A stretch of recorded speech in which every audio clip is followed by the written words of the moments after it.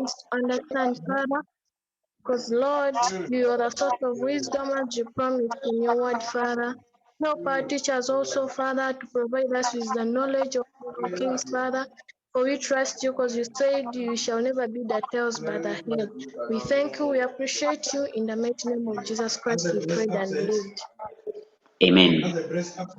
Joel Musinguzi, you prepare. I'm giving you rights to share. Joel. Members, do you all have questions? Or you also need me to share questions?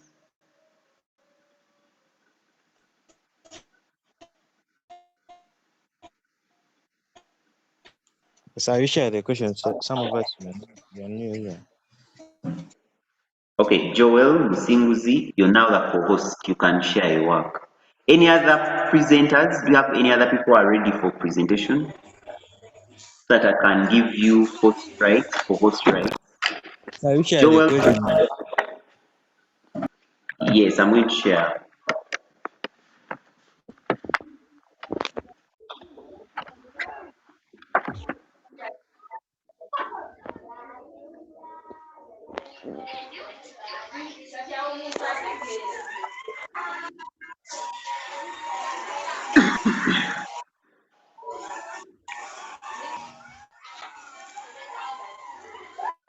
Okay, I'm sharing questions. Let's mute our microphones, all of us. Joel, are you preparing to present?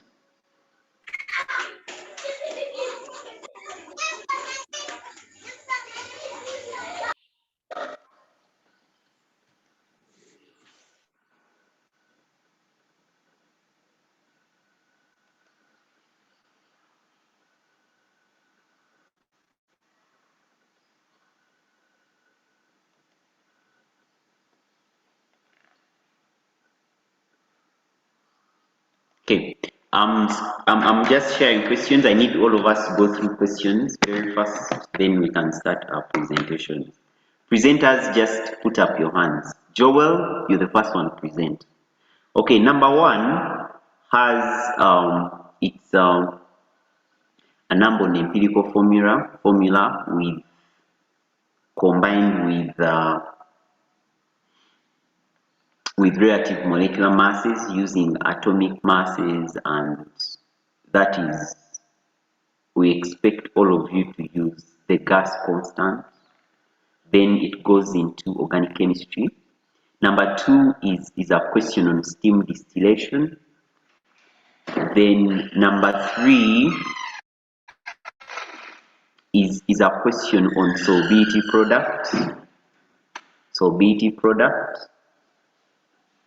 Then number four, it is a question from group 4 elements. Number five, it is synthesis. I will advise those people, okay, I'll advise later when presentations are going on. Number six, it is mainly chemical equilibria, Kp, Kc, then factors affecting chemical equilibria. Number seven, it is applied chemistry, that's soap formation. Number eight, it is extraction of iron, so extraction of metals, that is extraction of copper. So that's the paper that we are having right now. So for those who didn't get the question, can someone post the paper in our chat room? We have someone who can post this paper in our chat room for those who didn't see those questions. Then presenters, can we all raise up our hands? Presenters, I have Joel Musinguzi. Any other presenter that is ready?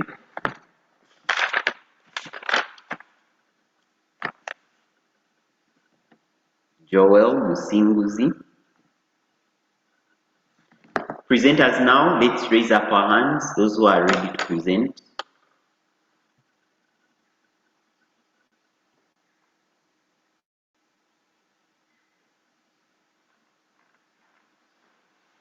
Just raise up your hands if you're ready to present. I see 2 hands raised. Let me get names. Richard, there is Joel. Number 2, Richard. Number 3, Abdul. Number 4, Ime, Nix. So, Joel, can I let you be the first person to present, or I pick someone else? Joel, if you're ready, just unmute your microphone and say you're ready. Then we can start. Master, I have an issue with part 2. There was something that is not given. Which number was that? Number 1, part A, Part. Roman 2. Hey, look. So did you go ahead to finish the whole number, or you just stopped at part 2? I finished the whole number. I only worked with the empirical formula I got. It is okay. You present what you did, then another presenter will come in and will finish. Even us will guide you.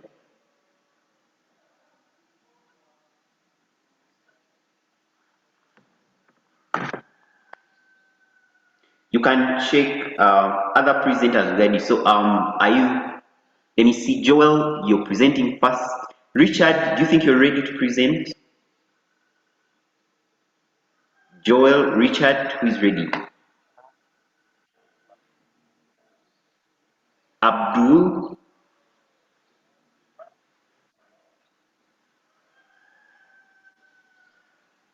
Yes, sir. Me, I remember. sorry. I will present the number for simple.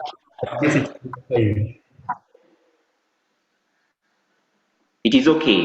There's no order of presenting, so whichever number you worked on, just present. So Richard, are you ready to present now? I'm picking the first person to present.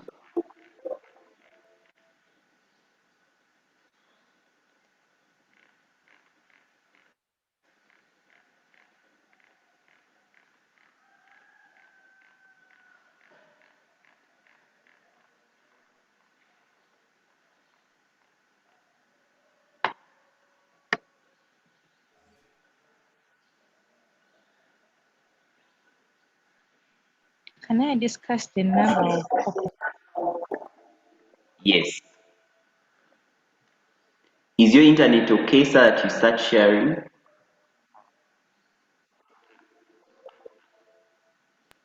No, it's not okay. I can't share. And if you have that number and I just speak that on the screen. Presenters, let's take photos because we are going to present because I can't just give a marking guide now. Yes, Richard, are you going to share? Can you share so that I give you rights? So I guess. Okay, so you can share. Are you going to share now, Richard?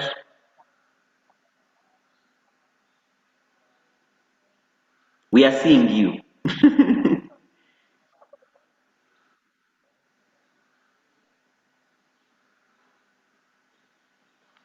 Okay, it's a little.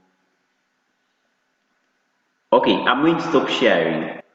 Eunice, are you ready to share your work?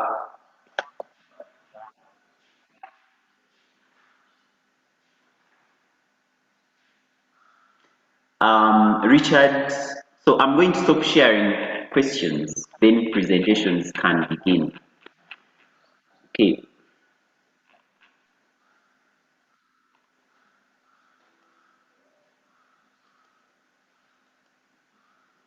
Stop sharing. Okay. Richard,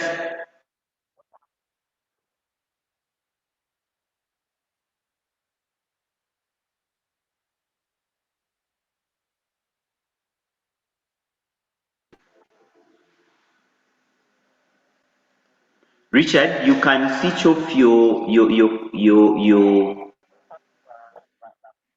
camera, then you share. Your network will be better. Just switch off your camera, then you start sharing.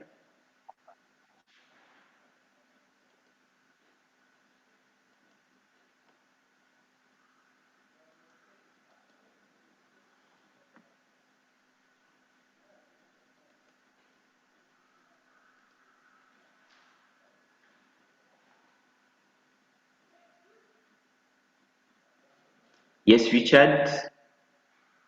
Try to bring it closer.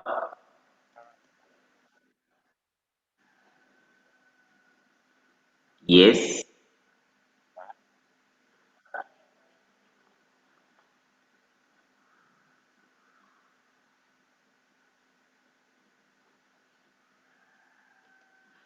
Students, can we see Richard's work?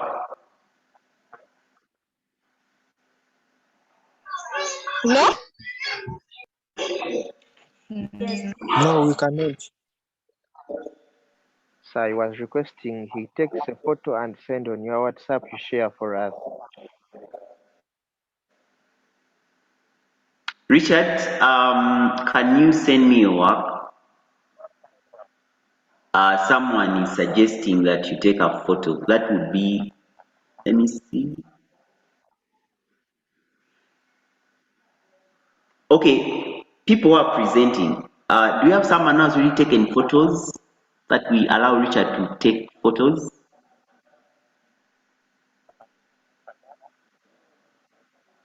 Richard, take photos, then you send them.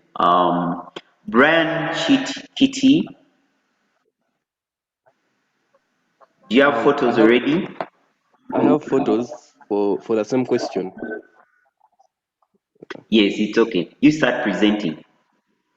You share, then he will just add in what you miss when he's presenting. Okay. Yes. I'm giving you rights to share.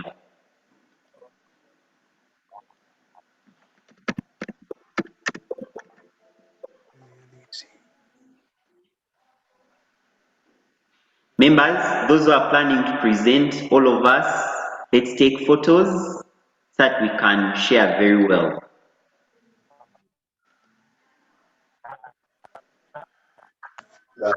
Is it only number one that we must take the photos? You can send photos for any number, the number you've done, but if you know you can share, then it is perfect. When I call your name, you share.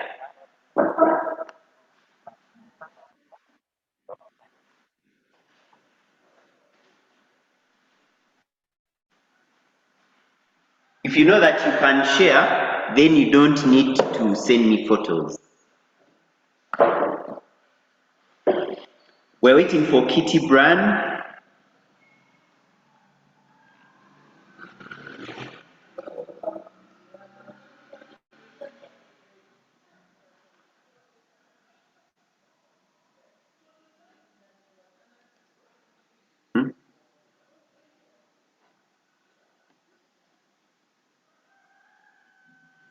What's happening? A moment. Kitty Brand. A moment. Let me first.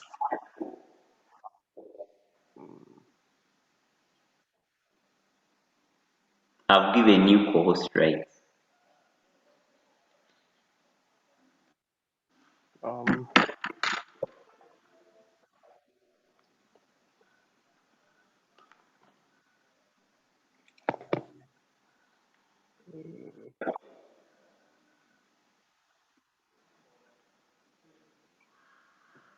Yeah, so let me hope you guys can see my screen.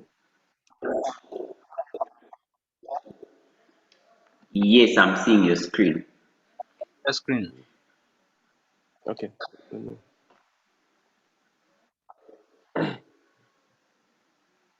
Yeah, so that was the first question. We were given those percentages, 64.9% for carbon dioxide and 13.5% for hydrogen.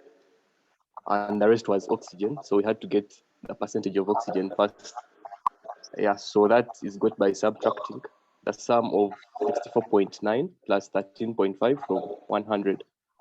And when I did that, I got a 21.6 as the percentage of oxygen. Yeah, so I went ahead to calculate the empirical formula for the compound we're given.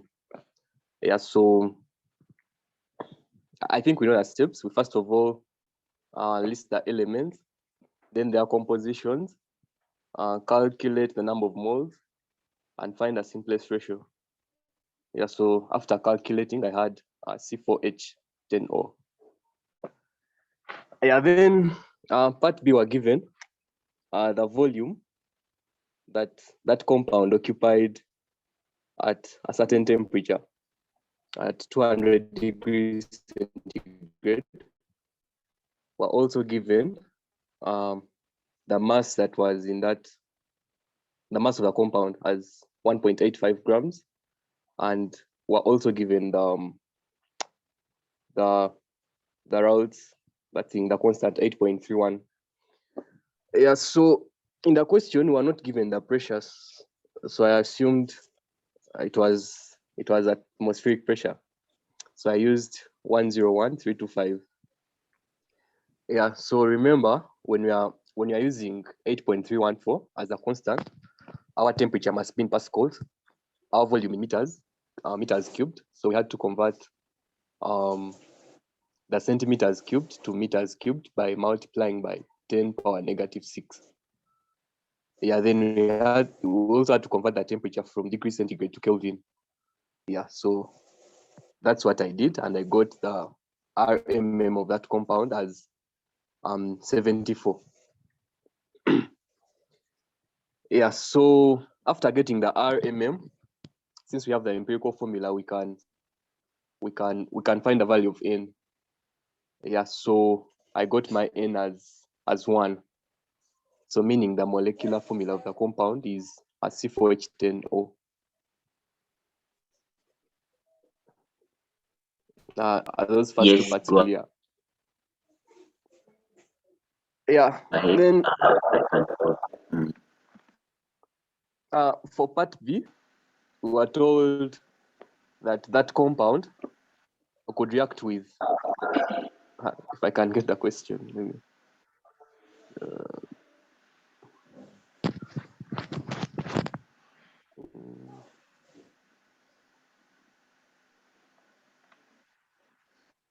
Let me first get the question and see what.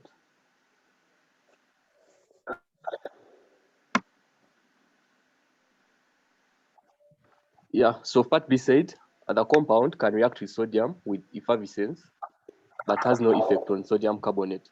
I write the names and structures of all the possible isomers of Q. Yeah, so we know that compound, C4H10O, can be an alcohol or an ether, but it's only alcohols that can react. Okay, alcohols can react with sodium to liberate hydrogen, but ethers can't. So it means the product, we had to write the isomers had to be alcohols, or the isomers. Yeah, so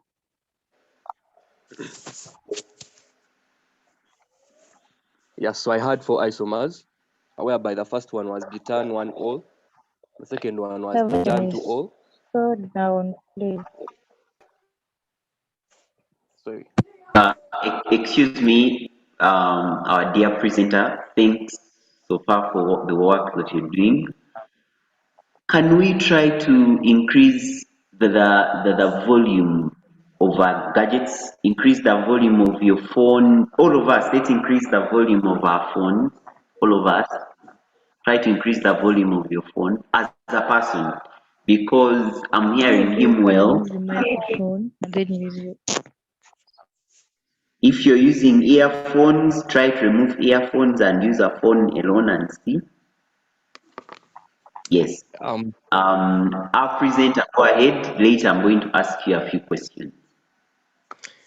Yes, I had butane 1-ol, butane 2-ol, then 2-methyl, propane 2-ol, and 2-methyl, a propan 1-ol. Yeah. Then part C.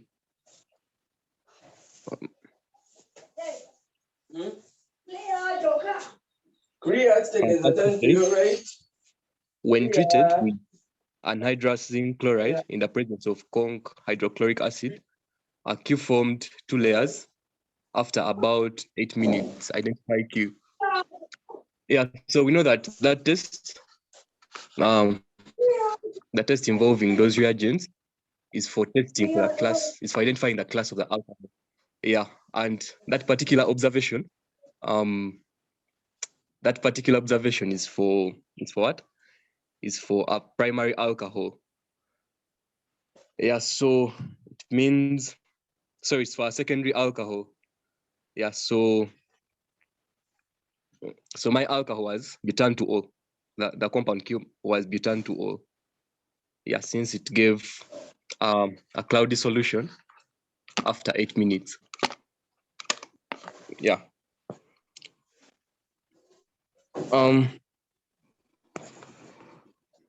Then moving to the next part.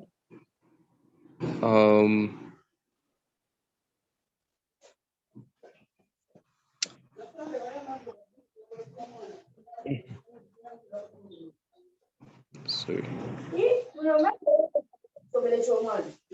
Yeah, so moving to part D. The question said, when that compound was reacted with acidified chromium trioxide, another compound, was formed. Yeah, so we had to state the equation for the reaction that took place. Yeah, we know that that's oxidation of the alcohol, and when you oxidize an alcohol, we form a carbonyl compound. Yeah, particularly for secondary alcohol, we form a ketone. Yeah, so on oxidation of butan 2-ol, I got a butan 2-on as my product in A Roman 1. Yeah, then for D Roman 1. So for D Roman 2, the question said,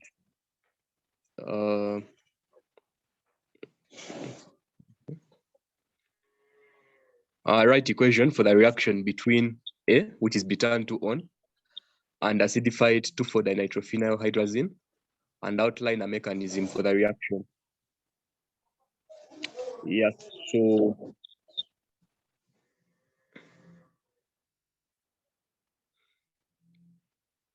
butan 2-on reacts with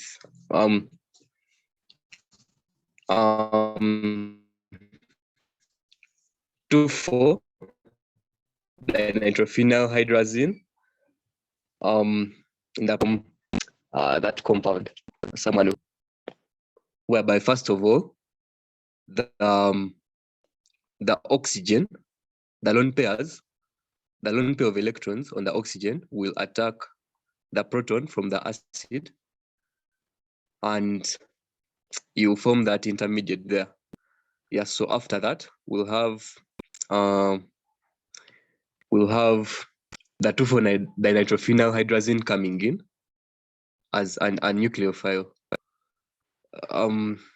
Then we move to that intermediate, after which we'll have proton shift, then loss of water, and after loss of a proton, form our final product.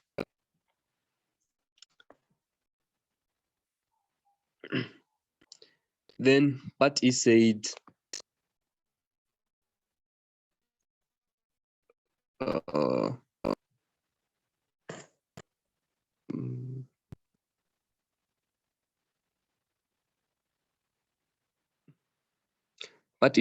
write equation to show how Q can be prepared from an alkene and outline the mechanism for the reaction.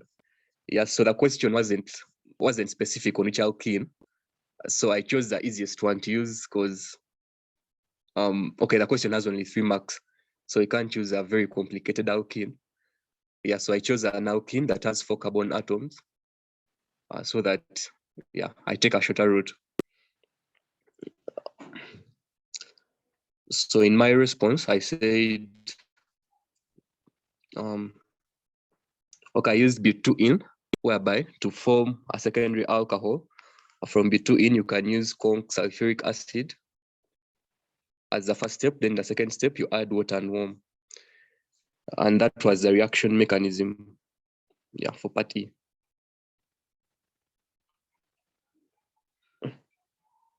Yeah, that's my solution, teacher.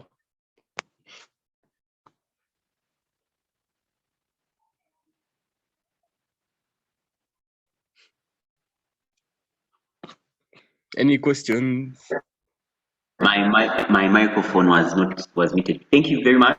I'm going to pick a few questions. Then later I'm going to share with you the way we mark this work. I'm going to share with you the way. Oh, don't stop. Excuse me. Keep your work on our screen.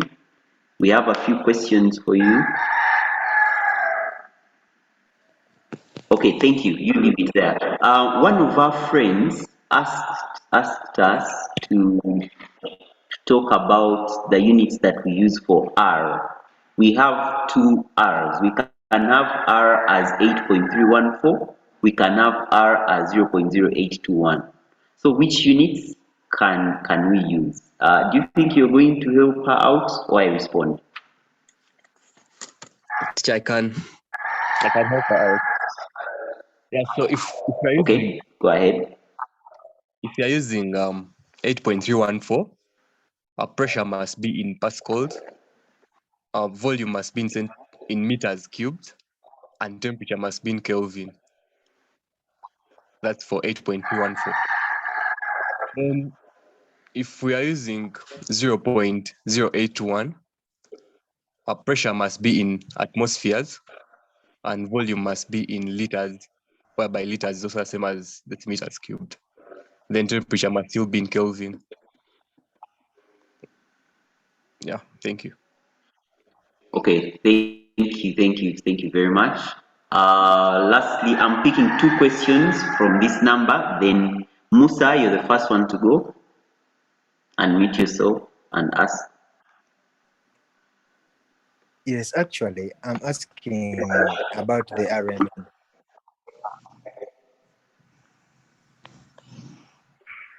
Yes? Yes, our presenter go to RMM. Yes, we are there.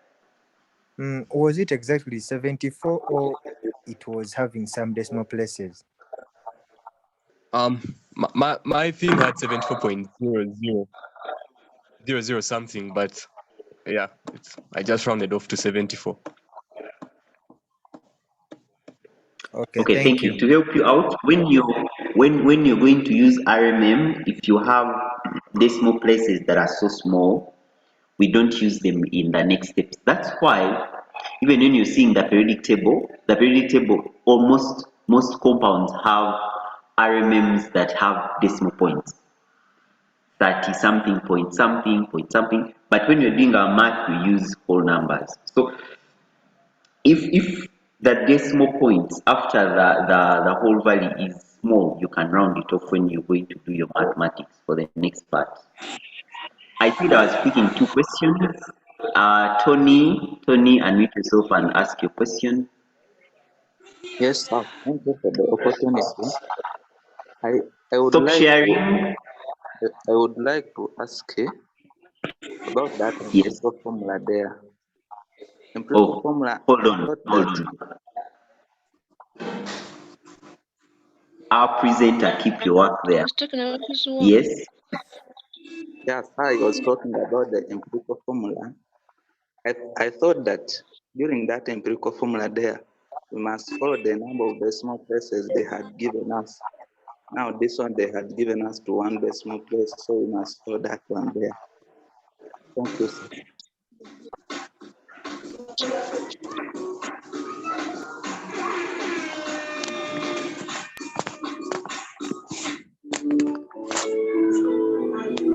Okay, I've muted everyone. I'm trying to mute everyone. Thank you very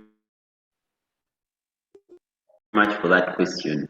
The empirical formula, now when you say we are given decimal places given, I'm the one, decimal places given, we're given in percentages. When they ask you for the empirical formula, we don't have decimal places, because the empirical formula shows the number of atoms present in a given molecule. We cannot have atoms in decimal places present in a given molecule. So when it comes to that final point of giving you empirical formula, we can't use decimal places. I hope I understood your question well. Yeah, but that's it. Empirical formula, we don't. This final answer, the simplest ratio. Did I understand your question well? Sir, no, is what I was meaning is that now they are getting the number of moles. That one it must be, I thought that it must be 5.4. Then they are, all of them to have the uniform decimal places there. No.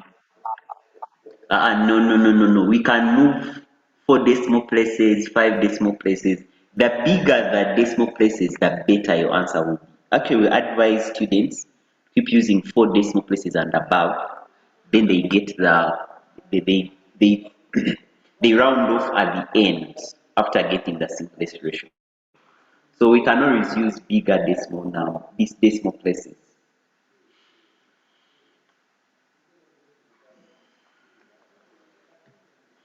Okay, lastly, Ronald Victor. Yes, teacher, on part E. Mr. Presenter, part E. Yes. Yeah, on part E, that first step you wrote as our first step for conc sulfuric acid. I thought if you are to use those conditions, that first step you should have to include the temperature as 0 degrees.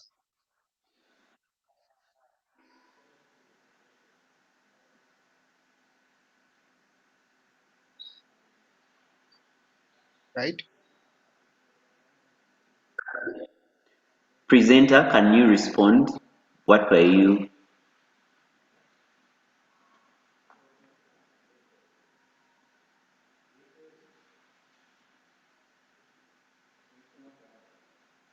Because it is at that Presenter, can you still speak?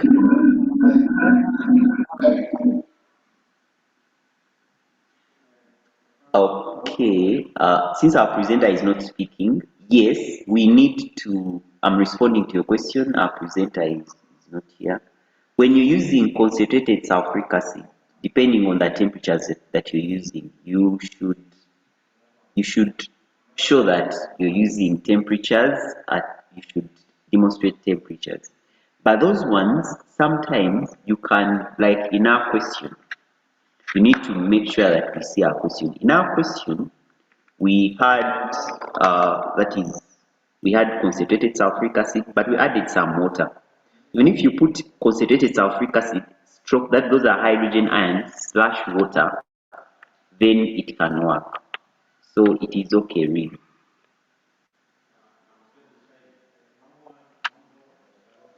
Since we had some water there.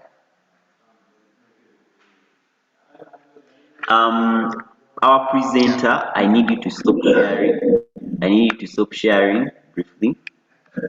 Teacher. Yes. For that case, for the presenter, what he was doing, he did not, because yes, there are two methods of doing that to obtain that alcohol.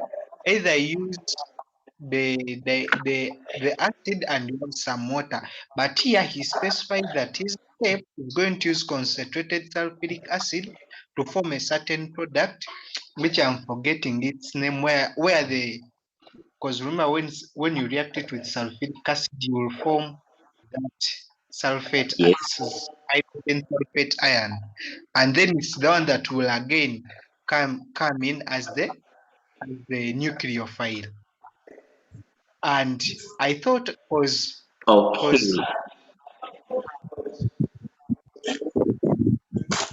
Yes, go ahead. Yes, because now Presenter, can you show your work? Can you bring back your work? because I was going to share Was that the correct work, but bring back your work.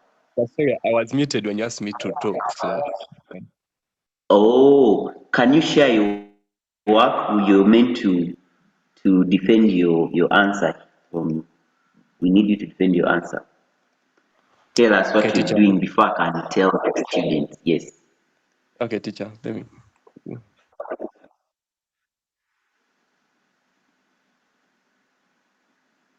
Let's get organized. Yes. Can you go to part E?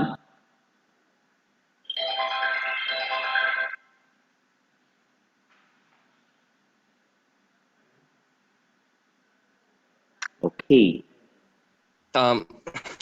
Teacher, what was the question?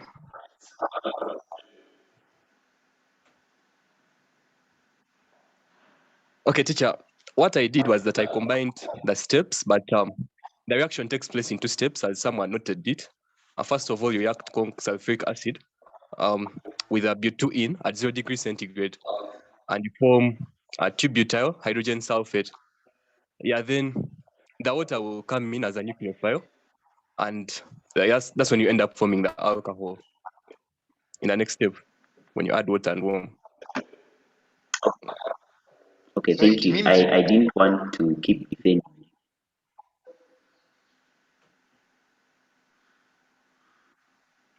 Yes, teacher. Something small that I need to add, maybe to help you out so that we can go to the next number. You can stop sharing, then I'm going to share. When we are marking, I'm going to go straight to how we mark that number so that I can you see my screen? yes, teacher. You note that even mine was more summarized. So for us, what we need to know that from the acid you picked hydrogen ions. So that means even if you do the short form that our presenter did, even if you do the longer form, you still get all the marks because we even had few marks there. Excuse me, sir. Yes. Sir, as that So acidified water. as people are asking, Excuse me, sir.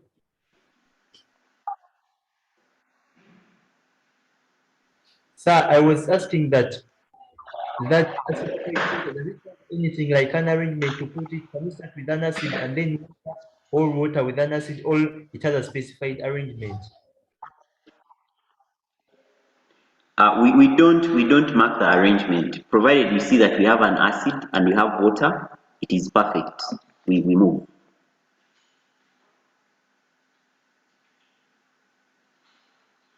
So students, can I allow you, I'm going to give you 2 seconds. You take screenshots of the way we mark this number.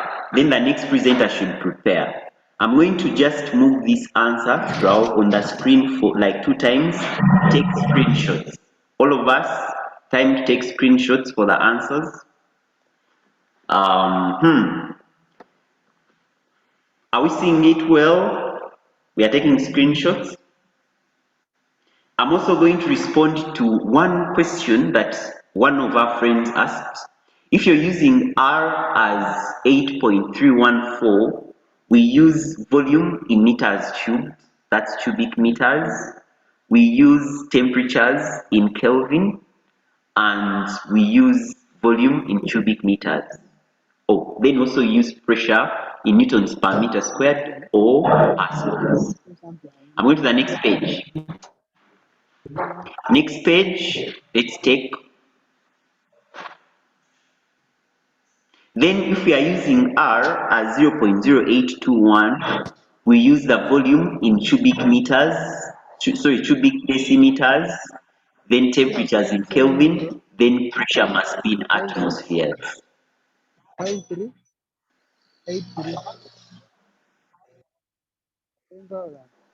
Then lastly, I'm muting everyone. Then lastly, you need to remember that we don't use pressure in 760 millimeters of mercury. We don't use it anywhere. You must convert it either to atmospheres or pascals when you're going to use it. Next, Those who are taking photos, can we take that one?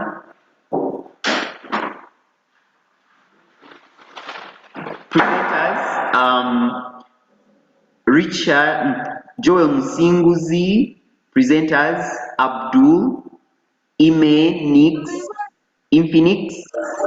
Infinix, you need to rename your microphone so that we can get to know you. Eunice, all of us, let's prepare to. Okay, lastly, let's take photos for that.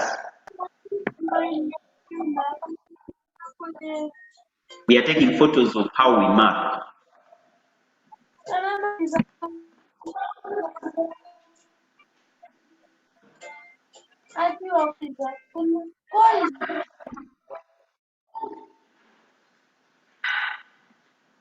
Then lastly, this one. Oh, sorry, those ones who are doing number 2, don't copy. There is some small part for number 2, but you can still take the whole screenshot. Take the whole of it.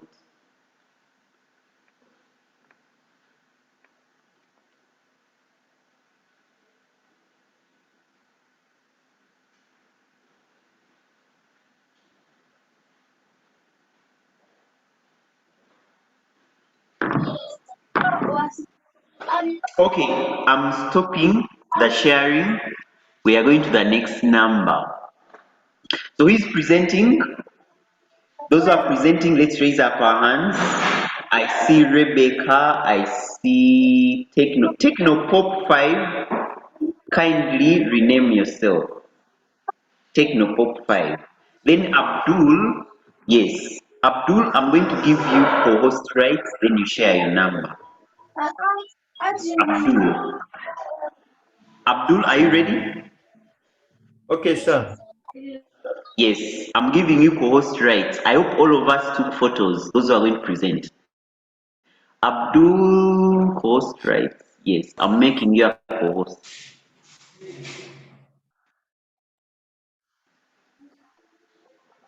Yes, Abdul, we are waiting for you. You're the next presenter. So students, get ready. After every presentation, I'll just share the answer, then we take screenshots. So which number? Present the number that you want, the one that you feel you're comfortable with. Yeah, I'm gonna present number 5. It's okay.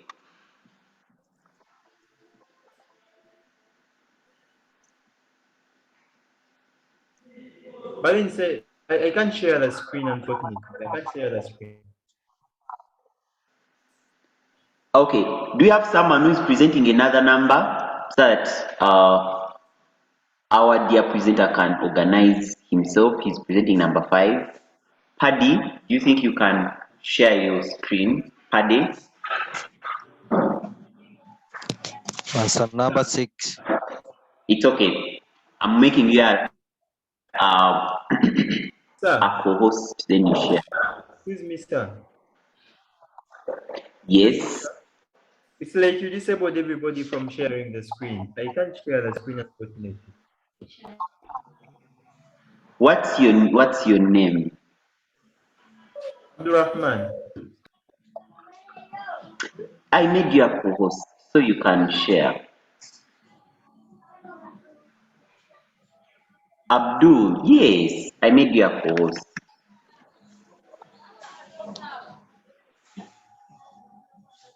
I can't share. Let me see. Because I'm Try using again. You're using what? I'm using a laptop. That shouldn't be a problem. Try to share again. It ain't working out. It ain't working out.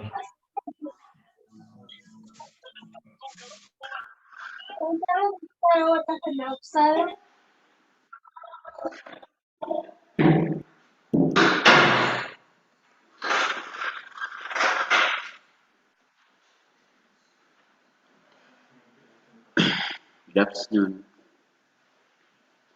Okay, now let me get to see people who are surviving. Paddy, do you think you can share? Abdul, have you? Hold on. Abdul, I have Abdul, your co-host, so you should be in position to share.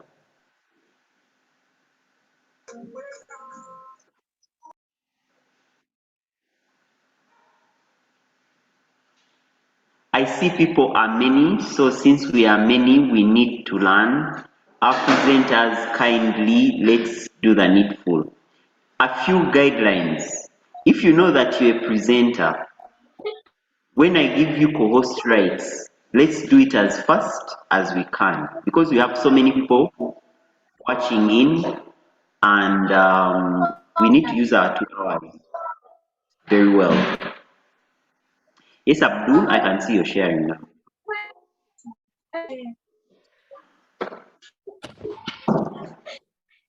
Yeah, I'm sharing.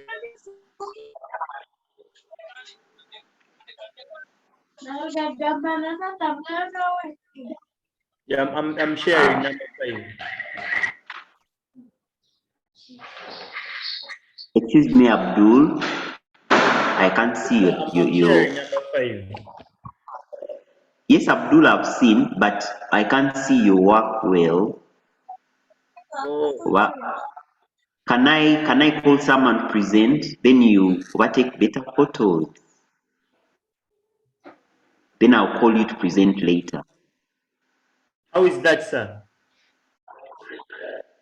It's white. My side. Students, are you seeing it? It's not clear. No. No. Clear. No. Abdul, try to take another picture and see. Can I get someone to present another number? Then Abdul, I'll still call you later to present number 5.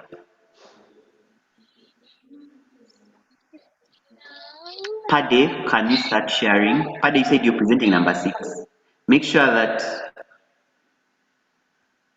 you take nice photos if it's possible.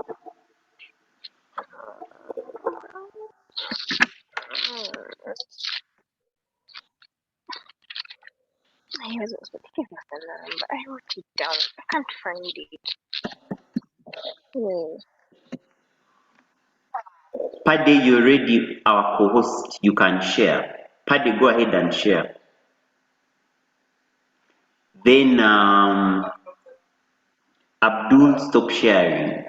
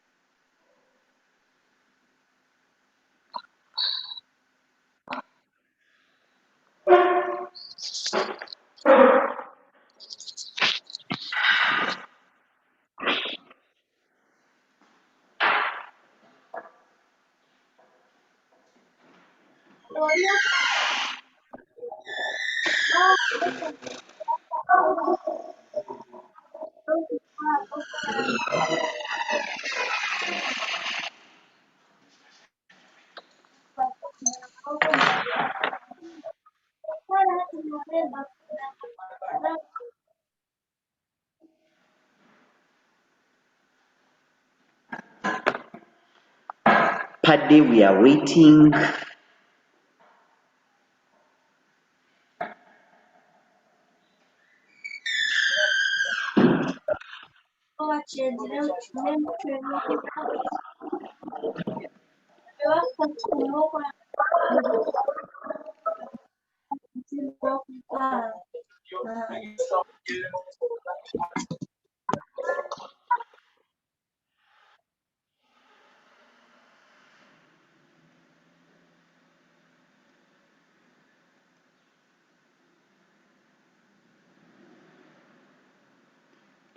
Okay. Students, those who are ready to share their work, raise up your hand so that if someone fails, we pick another person because per day we are not seeing. Members who are ready to present, let's put up our hands. Let's put up our hands, those who are ready to present. Per day, keep trying, though I'm picking someone else. If you succeed, then we allow you. If you don't, we will because it's not good if I just share the marking guide. People who are ready to present, let's put up our hands.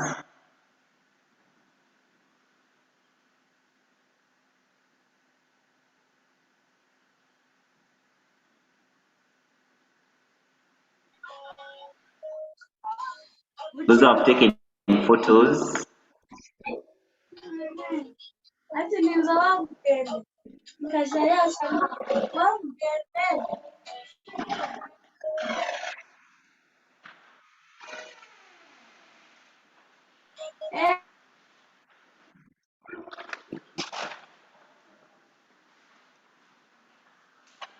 Okay, I think I'm going to present myself the next number.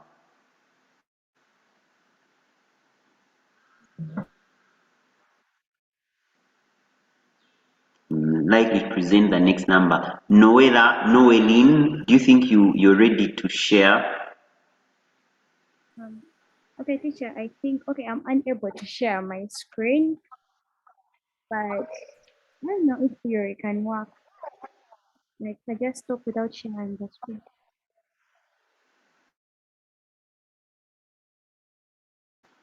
Which number is that? It was still the same number, but it's okay, you present. Same number, which number? Number but two. But it's okay. Or number I 5? don't have Number 5 you have to share because they are equations.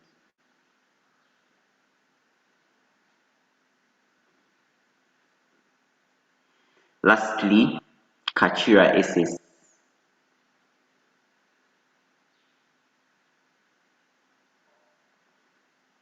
Kachira SS, you can present.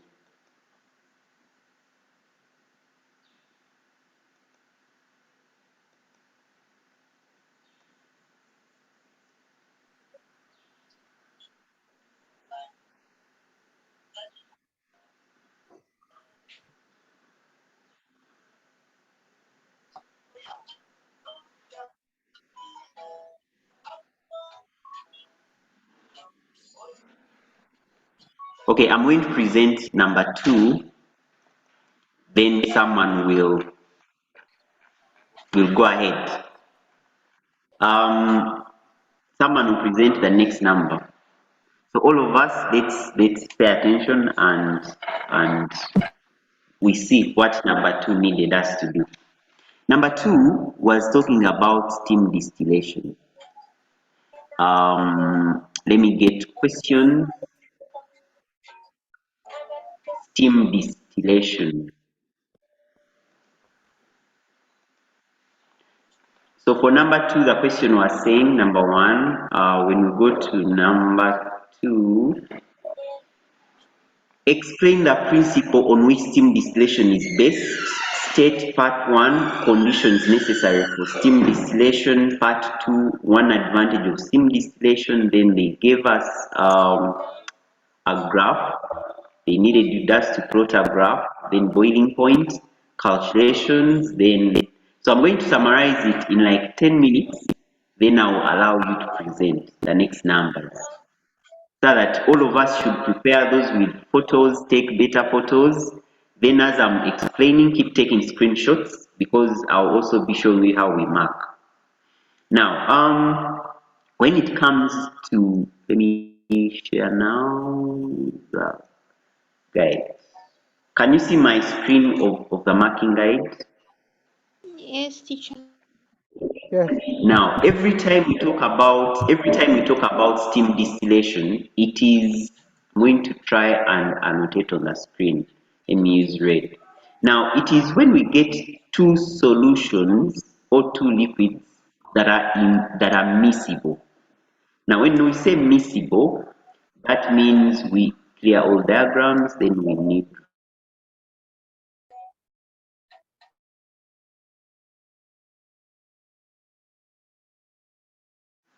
when we say miscible, it means that they dissolve in each other. So we have one here. These are 2 liquids. This is liquid A, and B. Now, when we have liquids A and B, they are all miscible into each other, like they are miscible with each other, but we need to separate them. Now, these liquids have very high boiling points. Now, for us to just use fractional distillation, we use a lot of energy, we use a lot of electricity, and it is not cost efficient. So what we do, we get steam. Steam, we pass steam through this mixture of A and B. When we pass steam through this mixture of A and B, so that these two liquids, one of them must be very volatile in presence of steam. That means if we pass steam through this mixture, there and steam. Now, the only thing that we need to note down is that steam, which is water, and this component A, they are going to be condensed and they form a distillate, but this distillate must be immiscible. A and water must be immiscible. So that's why the first point was, can we talk about the conditions? The first one, that two liquids must be immiscible. That means water is one liquid and this A, they are immiscible. That is the first marking point. Since they are immiscible, each of them exerts its own vapor pressure. That's why the total vapor pressure is easily attained for boiling to take place, because we know that for boiling to take place, the pressure of a given container or a given liquid mixture to be equal to the total atmospheric pressure. That's why we expect these two components A and B to contribute to the total vapor pressure independently and leading to the easier attainment of external atmospheric pressure, thus boiling taking place. The vapor pressure of the mixture is the sum, this is the definition, since they are immiscible, they contribute to the total vapor pressure independently. Then lastly, the mixture boils when the sum of the total vapor pressure is equal to the atmospheric vapor pressure. So can I get one of you to read for us this answer for part A? One of you can read for us. One of you can read for us. When Yes, a go mixture, ahead. are you hearing? Yes.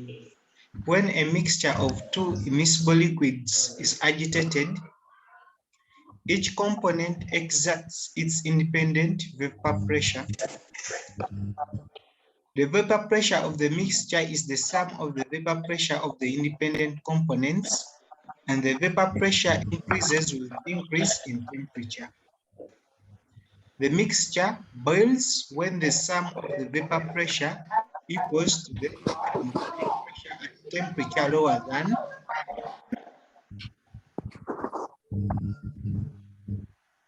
Teacher, I'm not seeing the other part. Oh, okay. Lower than the boiling point of either of the liquids. Yes. Thank you very much. This last point, that's why you find that in all calculations for steam distillation, there is tell you that boiling point was like 98.5, 99.5, 97.5, because it should be lower than the boiling point of water and the other component A. Okay, another reminder, presenters, do you think you're ready to present? Are you taking photos? Are you preparing well?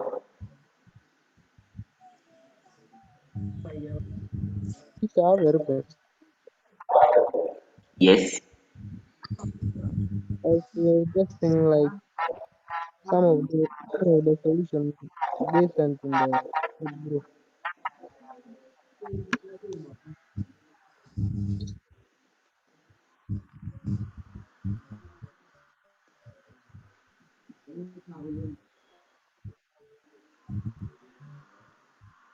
Okay, part B. Now, members, let's go to part B. I'm going to share questions, then we read part B.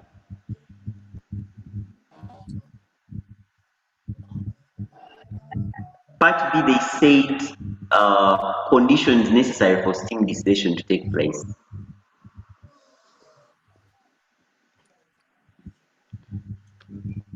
Conditions necessary for steam distillation to take place. Now, number one, the substances to be refined must be miscible with water. I already talked about it. The substance to be refined should have a higher relative molecular mass to increase its yield in the distillate. Next, the substance to be refined should exert a higher vapor pressure at or around the boiling point of water. That means that's why we say it's very volatile in presence of water. Then lastly, it avoids possible decomposition of some compounds close to their actual boiling point. So those are some of the conditions. Members, so far do we have a question or do we have any questions so far? Excuse me, sir. Yes, go ahead. That principle all, as in there are some cases whereby they give you like 6 marks, like 7 marks. That's all. Is that all you have to present where you find it in section A or section B or paper 1 or paper 2? There is nothing like some other addition points to put up.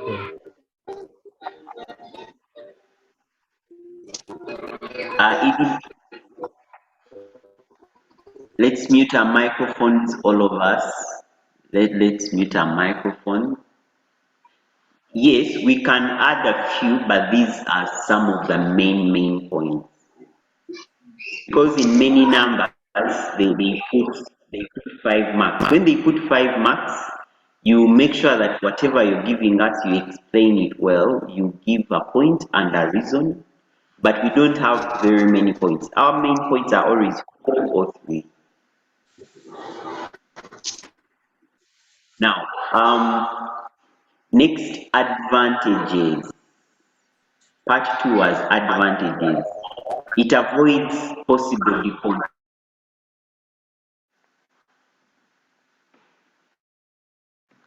It avoids possible decomposition of some compounds close to their actual boiling point. So that means that if you're using steam distillation, all your substances come out well. We don't have those decompositions. So sometimes you find that if you're heating, let's say ethanol, at the end of it all, some octane atoms can break off, and you find that you're forming a different compound. In some cases, if you remember, for those who follow news, there was a time when many people mute everyone. I'm muting everyone, yes. There was a time when many people died because when they were preparing ethanol, they ended up preparing methanol. Listen to my words. So they prepared ethanol, but because of the high temperatures, methanol decomposed and produced methanol. So instead of distributing ethanol in our different towns and cities, they distributed methanol, but methanol kills. So those days we had those months where many people who take alcohol died. Because fractional distillation requires very high temperatures and some of its compounds can decompose. And you find that in your products you have some other compounds that are not the compounds that you expected. So that's why steam distillation is good, because we are using steam to heat our compounds. I'm going to the last part. Actually, I've presented one number, so all the others must present. I'm going to the next part.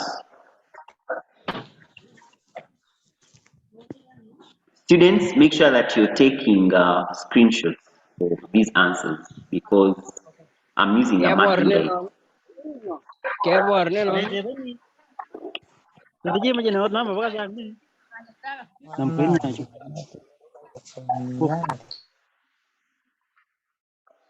Can we mute our microphones, members? Okay, now from here, I'm reading the question with us.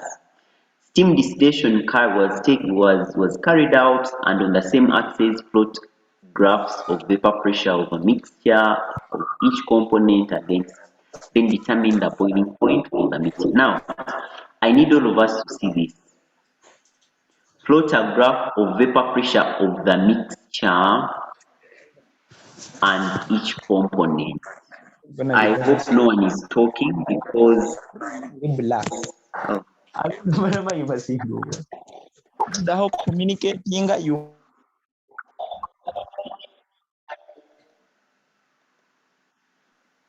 now here you notice that we have vapor pressure of water and vapor pressure of bromobenzene. So we don't have the vapor pressure of the mixture. So the first step, we expect all of you to add an extra row, then we put the vapor pressure of the mixture. Then we add them. Now we say that for vapor pressure of the mixture, we add this and this.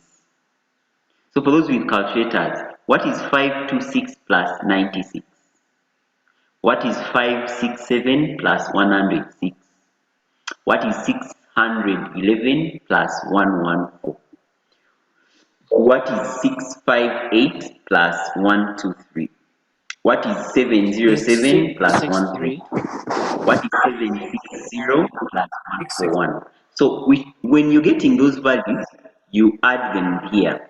There is 1, there is 2, there is 3, there is 4, there is 5, then there is 6.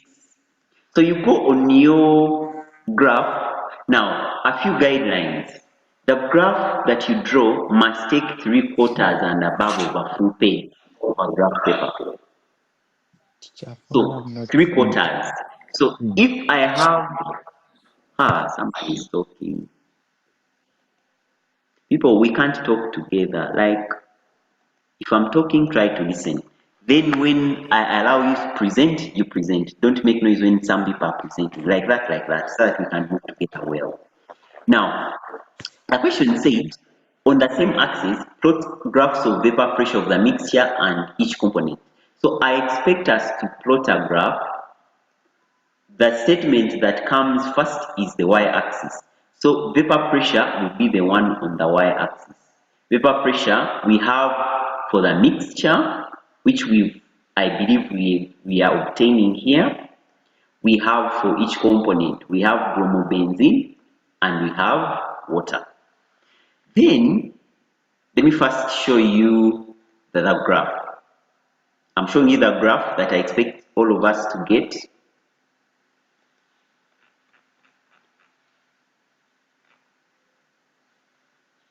Okay.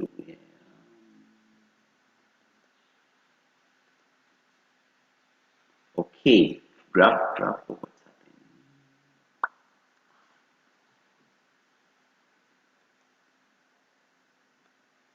Yes, now, can you see my graph now? Yes. You notice that on the y-axis, we have for the mixture, this table, we had to draw it on our own. You see, this is the table. Do you see the table now? We give you 1 mark for adding them because it was not given in the paper. You see that? This table here. Good. Then we continue moving. We come to our graph.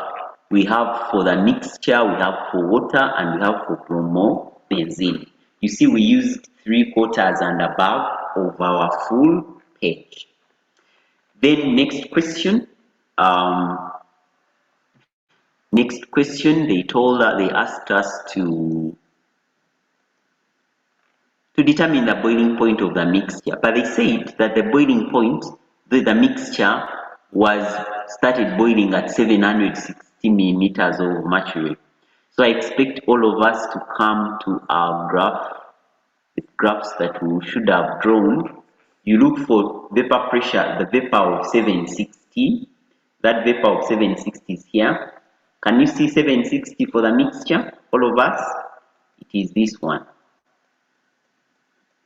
So we extrapolate 760 60 for total mixture. Then we move down. The temperature that it gives us will be the temperature representing the boiling point of the mixture. Then our last part, let me go back to our question. The question said, calculate the percentage by mass of benzene, state how the sample can be obtained in the distillate, state one application. I'm going to summarize those at the same time.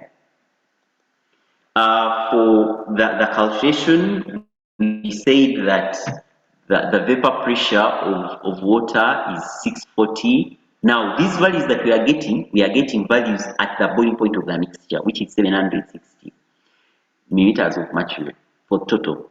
Then vapor pressure of the other component is one that is bromo benzene, it is 120.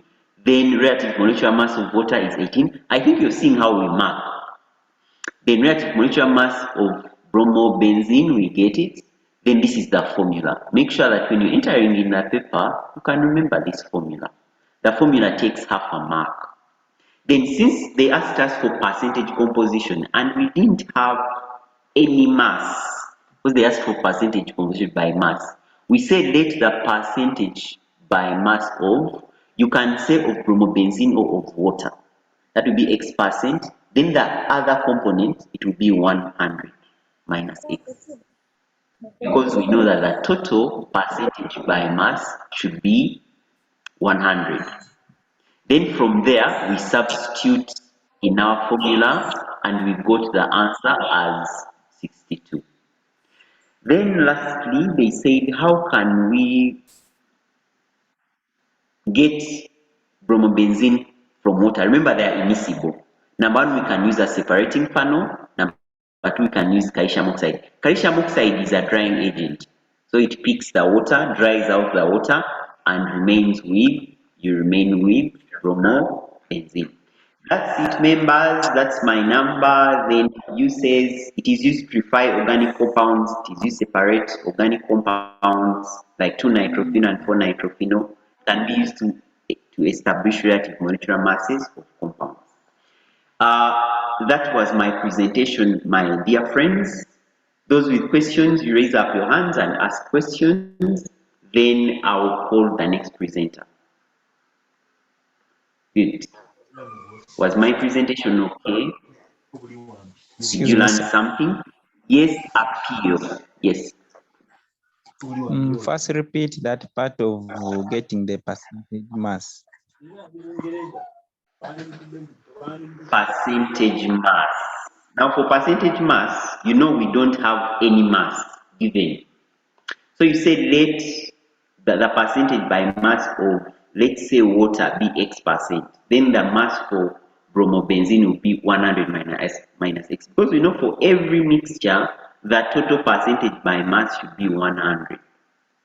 So if I let one of these masses to be X, then the other one will be 100 minus that value X.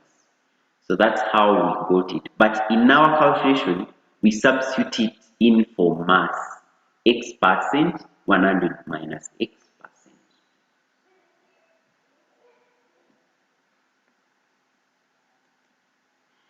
Apio, are you the one who asked your question? Or Kachira SS, are you ready to present? It's a question.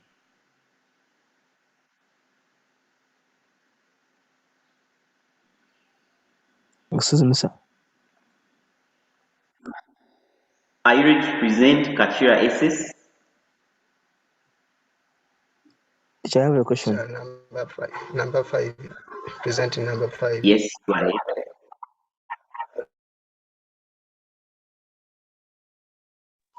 Excuse me, sir. Yes, Andrew, ask your question. I'd prepared for number 5. Yes, I'm going to give you, let me give you co-host rights, then you start sharing. Okay, sir. Sir, I had a question. Okay. Aisha For you, Andrew, be sharing, then I'll be answering questions. Aisha, what's your question? Like teacher, I was asking. Oh, are you ready to present the number? I was asking a question about that, the way you got the vapor pressure of bromobenzene.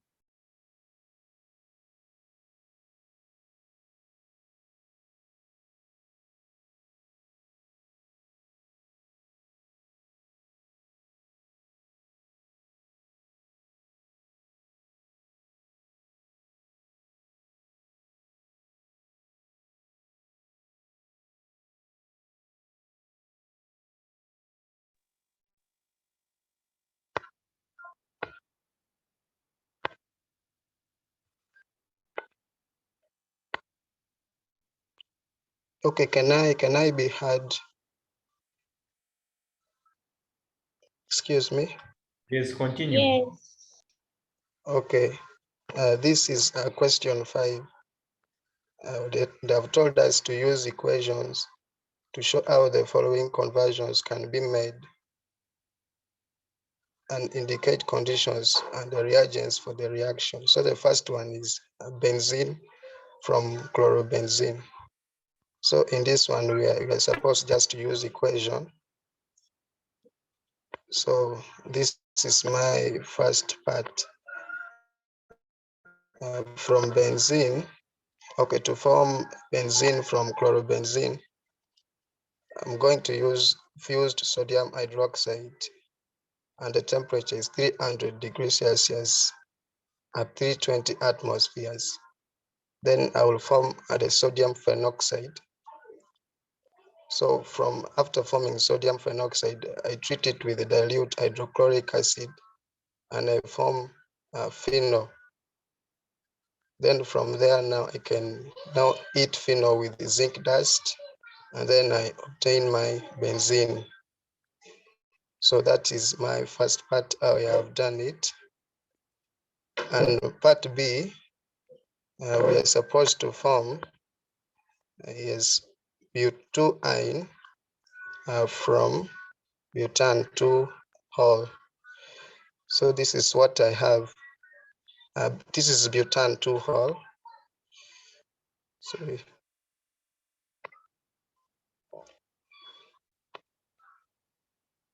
Yes, so this is the butan 2-hol. So the first step I have is to first form the but2-ene. Yes, so by using concentrated sulfuric acid at 170 degrees Celsius, I form the but2-ene. Then I use chlorine in the presence of tetrachloromethane. Then I form the 1,2-dichlorobutane, which is this one. Then from here now I can heat it with the potassium hydroxide in the presence of an alcohol.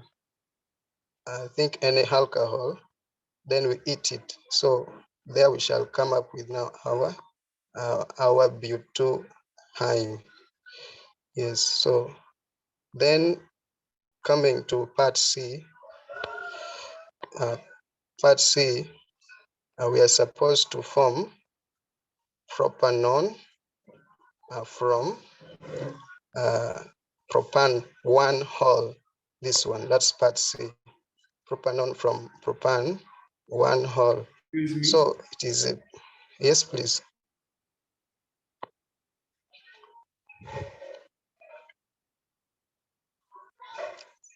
Someone is talking. No, it's okay, continue. You're the one talking. Okay, so it is now part C. We are supposed to form propanone from propan 1-hol. So the first thing I've done, I've used still concentrated sulfuric acid at 170 degrees Celsius, and I've formed propene, this one here. Then from there, I've treated it with the chlorine in presence of tetrachloromethane, and I've formed the 1,2-dichloropropane, which is this one. Then I use the hot alcoholic potassium hydroxide, or I've used potassium hydroxide in presence of an alcohol. Then I heat it. Then I form propine, which is this one.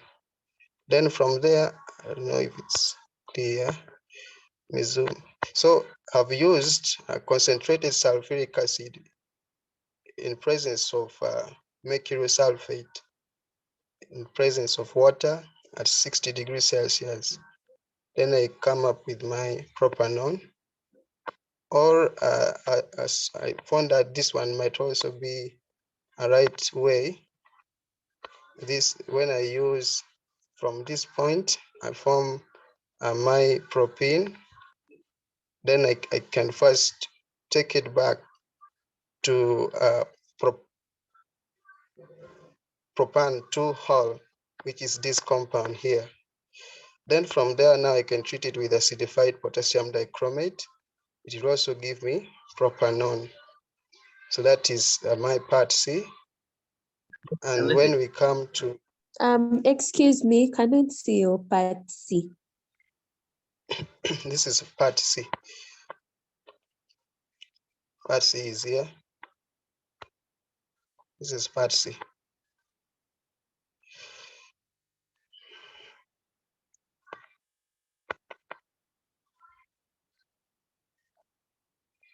Am I free to continue? Wait a minute.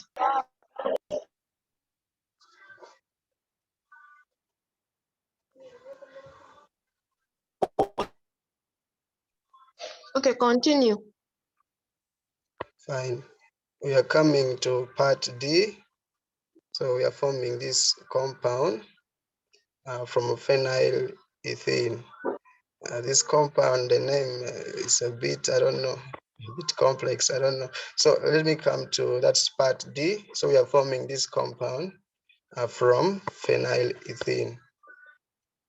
So from phenyl ethene, I've used acidified water, then I heated it,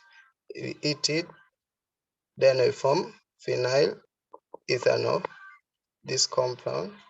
Then I use acidified potassium dichromate.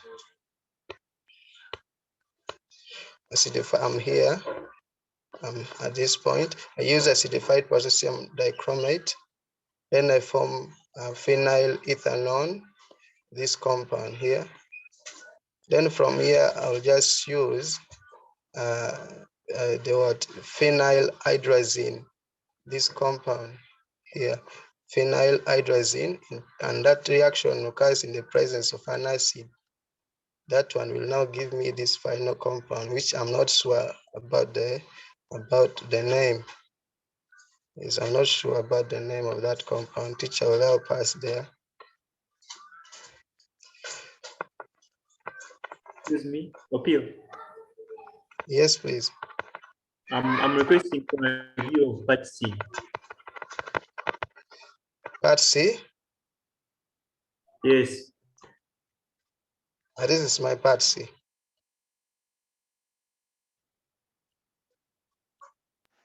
Opio, just go through it again for him to follow. Okay, this is part C. Okay, part C. Okay. Okay. It's supposed to form propanone from propan 1-hol. So the first thing I've done is to form the propene by heating this alcohol with the concentrated sulfuric acid at 170 degrees Celsius. Then I form the propene. Then I've used chlorine in presence of tetrachloromethane, and I formed the 1,2-dichloropropane, which is this compound here. Then from there, I use the hot alcoholic potassium hydroxide. Yeah, I'm using potassium hydroxide in the presence of an alcohol. Then I heat it. Then I form propane. Then from here now, to form my final product, I use concentrated sulfuric acid in presence of mercury sulfate, water, and the temperature is there at 60 degrees Celsius, and I formed the propanol. Then I said, I also saw that this one might also be a right way to follow. From this, I Hello. can use, Excuse yes, yes, please. Before you leave that very step, for the concentrated sulfuric acid, water, and mercury sulfate 60 degrees Celsius, can I just say acidified water in presence of mercury sulfate at 60 degrees Celsius? It is fine. Excuse me, Can use Abdul. acidified. Abdul, I wanted you to present after him so that in case we have other options, we can also see your work. I wanted you to present after him. You should prepare after him. You're presenting your methods. Eh? Is that okay, Abdul? Okay, then I said I can also use this in presence of Kong sulfuric acid at 170. I form the propene. Then I use acidified water. Then I form the prop 2 hull, this one. Then from there I can just use now acidified potassium dichromate. Then I eat it. Then I form the propanol. Then I come to part D. Yes, I think I was done with part D. Then now I'm now coming to the last part. This is part C. Why do you take the screenshots?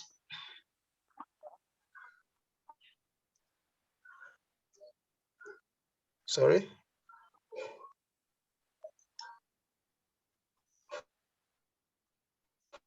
Okay, part E. We are forming butane from ethanol. So there, from ethanol, I've used concentrated sulfuric acid at 170 degrees Celsius, and I formed ethene. I used chlorine, presence of tetrachloromethane. I formed the 1,2-dichloroethane. Then I used the hot alcoholic potassium hydroxide. And I sodium in presence of liquid ammonia. I use sodium in presence of liquid ammonia in presence of chloroethane. This one, yes, in presence of chloroethane. Then it gives me this one. It gives me the but1-hyne. So from there I used hydrogen in presence of Lindlar's catalyst to give me but1-hyne, this one. Then finally again now use hydrogen in presence of nickel catalyst at 150 to give me the butane. So that's what I thought, that's what I did. Thank you. Okay, excuse me. Thank you very much, Opio, for that wonderful presentation. I need Abdul, if you're there, I need you to share your work. If you now have better pictures, you also present your work. We see if we have other options, because we know synthesis we can use many options. Then later, those with questions come in. Let's come in. Those with questions. Excuse me, sir. Yes. Sir, I'm requesting that Opio leaves for me the questions and I just use those questions to give the steps, because I failed to get a clear footage of my work. Oh, you didn't get better photos. Yeah, I'm using a laptop and but I got a problem, so I'm getting like.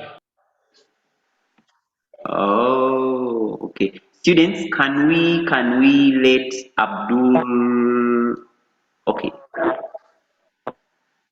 I'm thinking, because if you're just talking, people may not follow a lot. Maybe you send me your work, because I'm going to share the marking guide. When I'm sharing the marking guide, I also send your pictures to everyone. Is that okay, Abdul? Sir, just giving to I'm just like simple statements of the work I did, because mine is in summarized steps. I don't think I have to Okay, elaborate. then go ahead. Go ahead. So if possible, let the clear the question, then I just discuss it in a few minutes.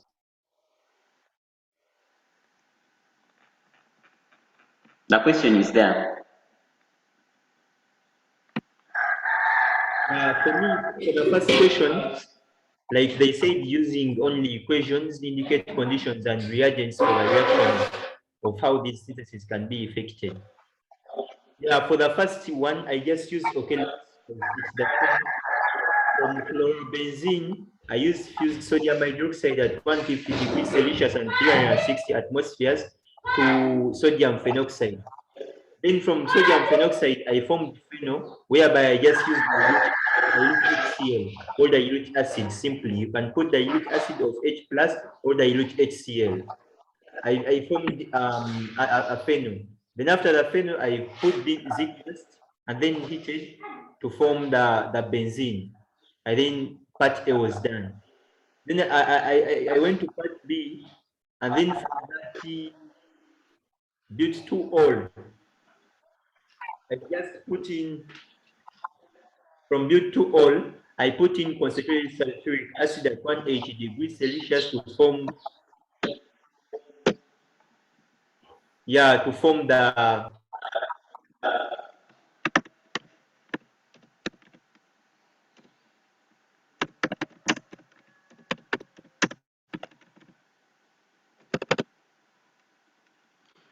Okay, Abdul, I'm not hearing as a person. I don't know if others are hearing. We can't hear. I need other presenters to come in. Abdul, I will need you to send me your work. Abdul, I'm going to request you to send me your work. Okay, yes, you can write. Yes, go ahead.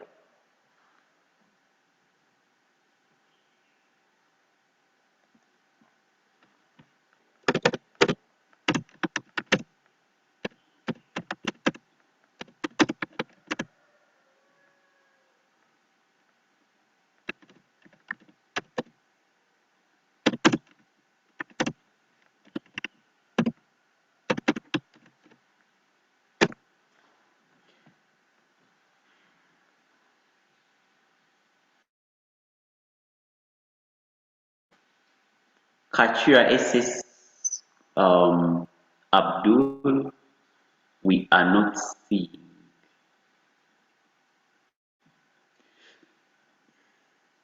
So kindly do the needful.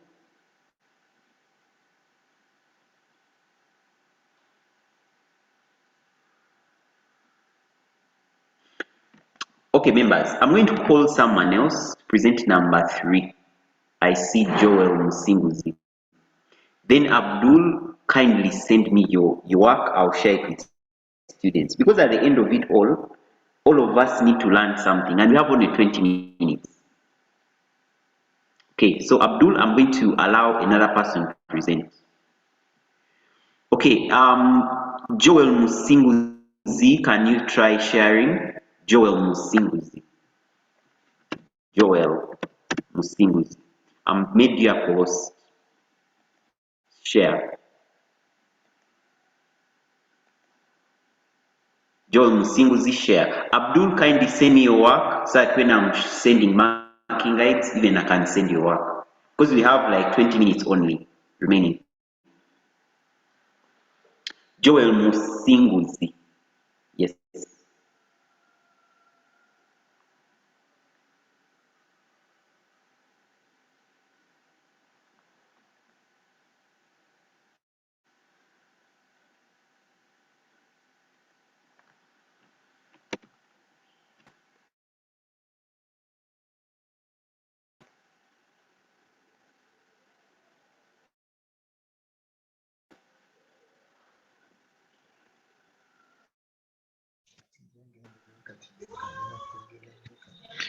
Yes, hello everyone. Try turning your phone into Landscape. Joel, try turning your phone into landscape. We see if it can be better.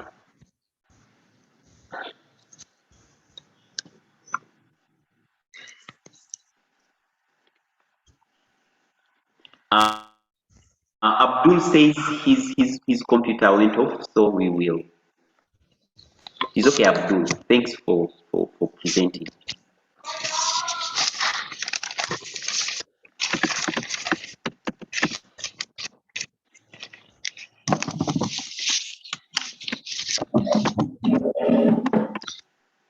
Good afternoon, everyone.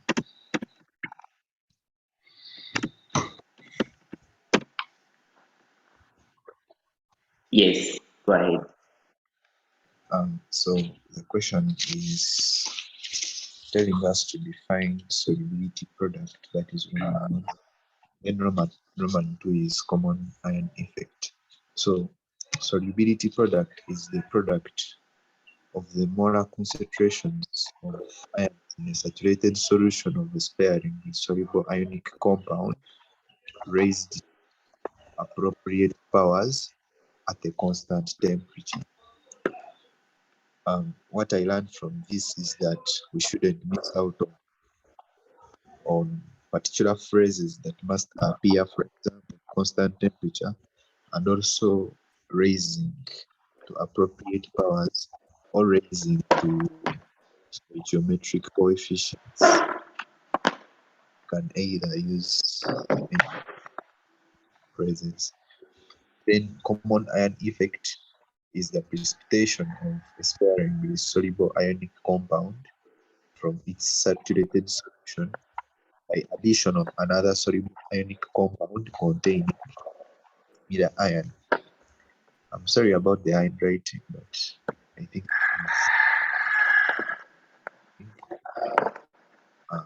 common ion effect is just a precipitation that is brought about by addition of another soluble ionic compound which contains a similar ion as that is contained by that soluble ionic compound. Then they wanted us to describe an experiment of magnesium hydroxide.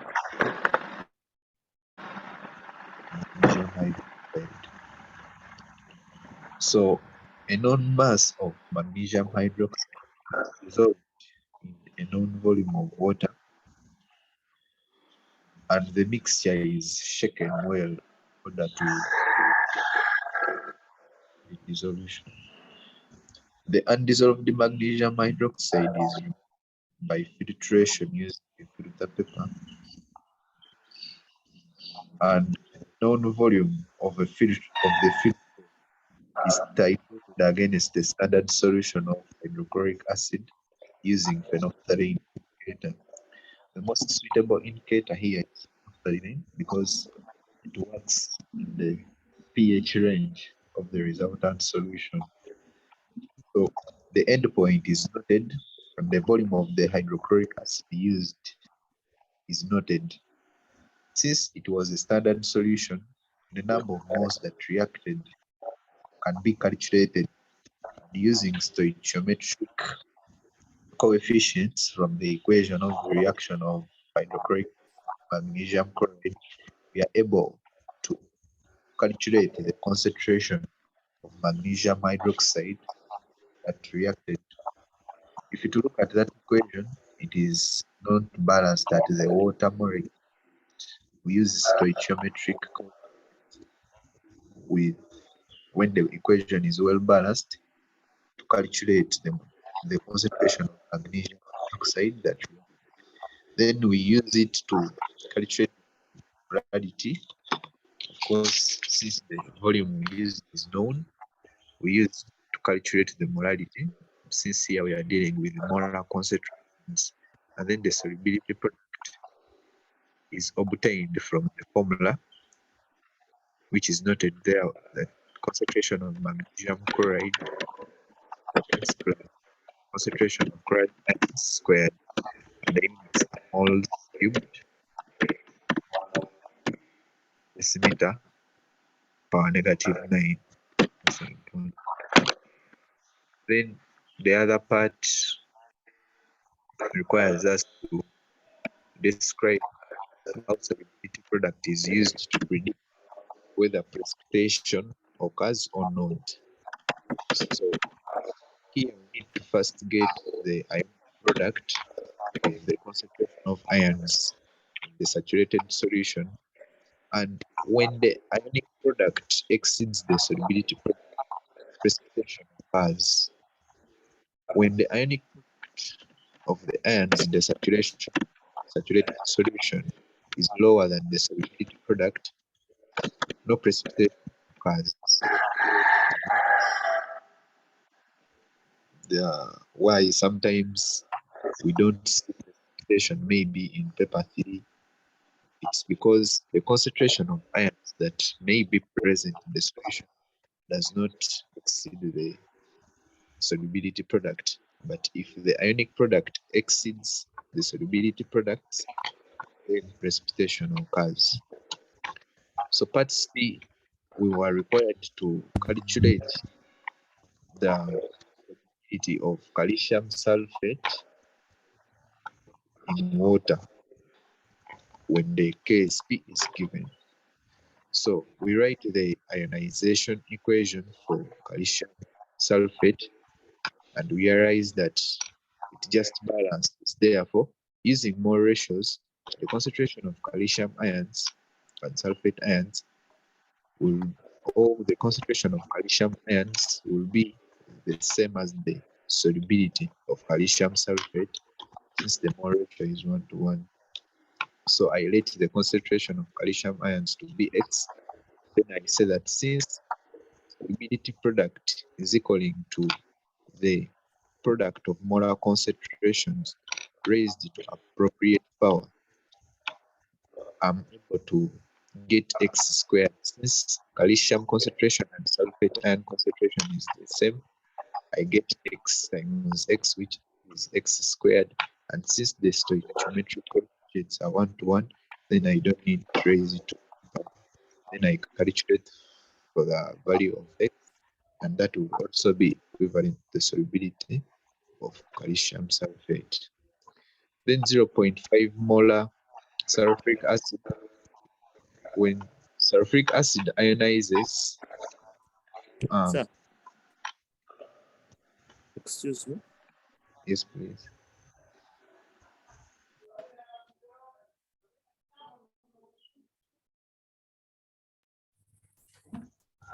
I think when we are dealing with this expression for solubility product, we define it from the definition that we are using a sparingly soluble compound. But in your equation, it's as if you're writing a complete equation. You're showing that it is not sparingly soluble. You're saying it is soluble. I think we need to make a correction on that.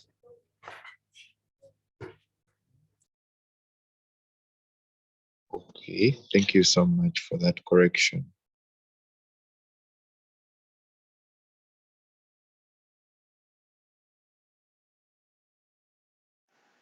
Yes, what is meaning you use aqueous instead of using solid on the left hand side. Yes, thank you for that correction. Then you can go ahead. For the last part, they require us to calculate the solubility of calcium sulfate in 0.5 molar sulfuric acid. So sulfuric acid ionizes according to that equation, giving 2 hydrogen ions and 1 sulfate ion. So since the mole ratio of sulfate ions to sulfuric acid is 1:1, it means that 0.5 moles of sulfuric acid give 0.5 moles of sulfate ions. And since calcium sulfate also contains sulfate ions, it means that the concentration of sulfate ions is going to increase. in that in that solution, and that means This is that the solution.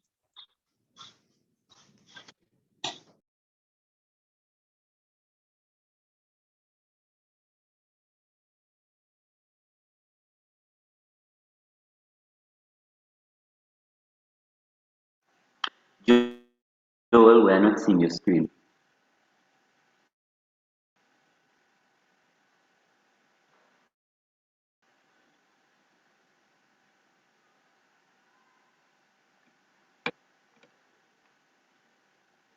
Joel Musinguzi, we are seeing your WhatsApp, other things, we are not seeing your screen.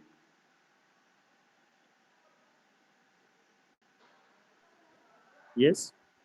We are not seeing your screen. We are seeing other things, not your presentation. Okay. So share again so that we can see your presentation.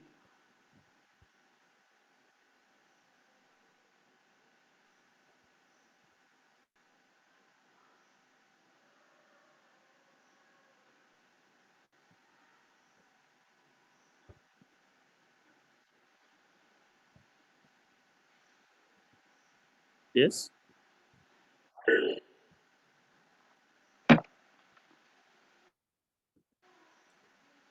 Joel, we said you can share again so that we see your presentation.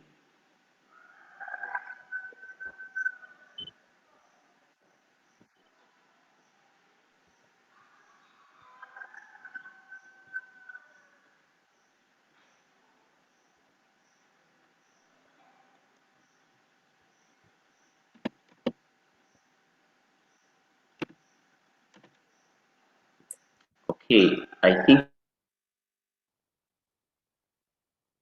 Joel is not here. I'm going to finish the number since Joel is off. What of Then my we result? can discuss briefly and we conclude because we have 5 minutes.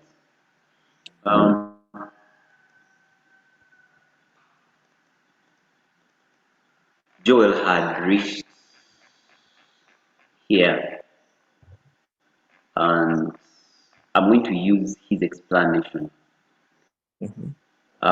He shared with us that if you look at K S squared, then he was telling us that sulfuric acid undergoes, it's a strong it's a strong electrolyte.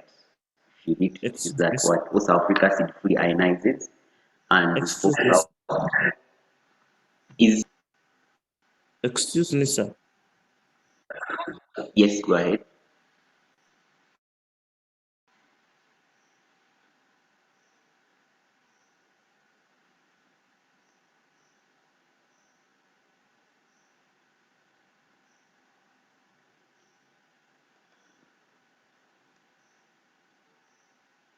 Okay, I'm finishing Joel's work very fast. So we need to note that now for sulfate, since there is a sulfate and sulfuric acid, the sulfate was sparingly soluble. So we believe that these sulfate ions from the sparingly soluble salts, they are very few.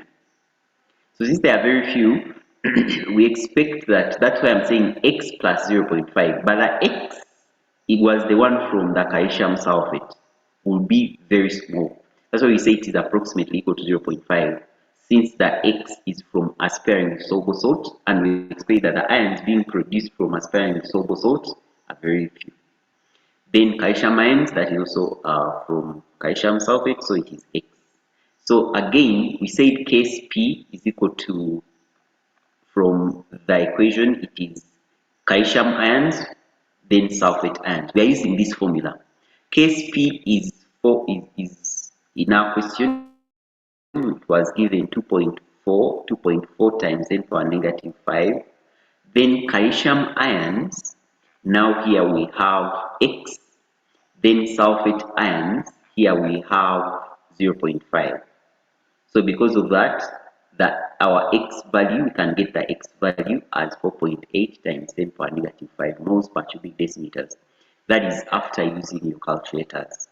So the main point that I needed all of us to note down here is that, or that I wish everyone should get from this session, that when we add a soluble salt to a sparingly soluble salt, the ions from the common ions, this is common ion effect, the common ions, and in our case the common ions from the sulfate were sulfate ions, we expect the common ions to be coming from the soluble salt, and we know in our case the soluble substance was sulfuric acid.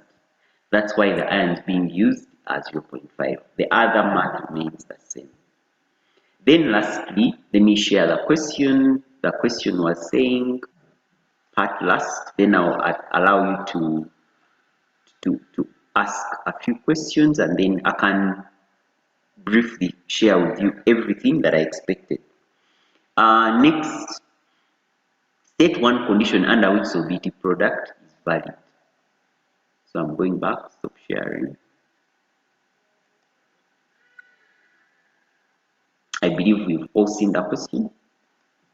So number one, the temperature must be constant, the electrolyte must be sparingly soluble, then the solution must be saturated. Now what I'm going to do, since it's already 4 anyway, I'm going to share this marking guide to your, I'm going to send it to your coordinator so they can share it on your WhatsApp. Those with questions, feel free to ask, but our session has ended now. Thank you, sir, very much. Those with questions, feel free to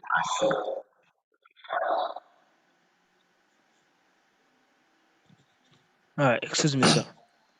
For me, I was asking about Yes. the section B number, the one which required us to write equations. Yes. Like, what if I had used from chlorobenzene, I reacted with sodium in presence of I reacted with sodium hydroxide in presence of copper 2 chloride at a temperature 300 degrees Celsius and 200 atmosphere to give me the sodium phenoxide. Will I be right?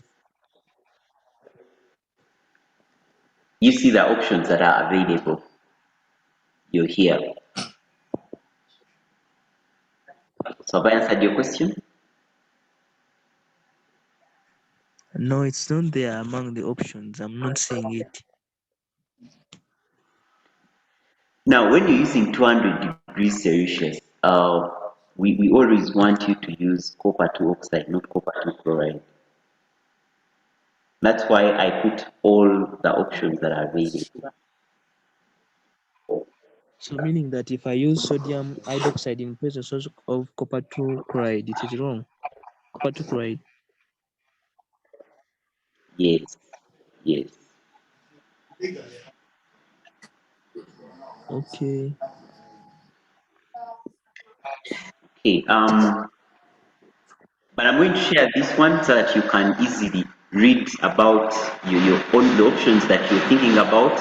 Then you see the correct options. Then you can make the right adjustments. That's why I also needed this gentleman called Abdul to present that you see the different options. But when we are using 200 degrees Celsius, we expect you to be using copper 2 oxide and ammonia. Members, can one of you, do we have someone who can post in our platform, Senior 6 platform? Anyone present on this team who has the right to post on our Senior 6 platform? Okay, I'm going to send this guide to your help administrators, then they will post it on the platform. Otherwise, I wish you well, and I pray that you excel. Yes, go ahead. Thank you, teacher. When ionic product exceeds solidity product, how does the solid become solid? How does the Repeat your question, you're breaking. When the ionic product exceeds the solidity product, how does the help Yes. explain how the solidity product reduce? Okay, when you have let me go back to our solidity product. Now case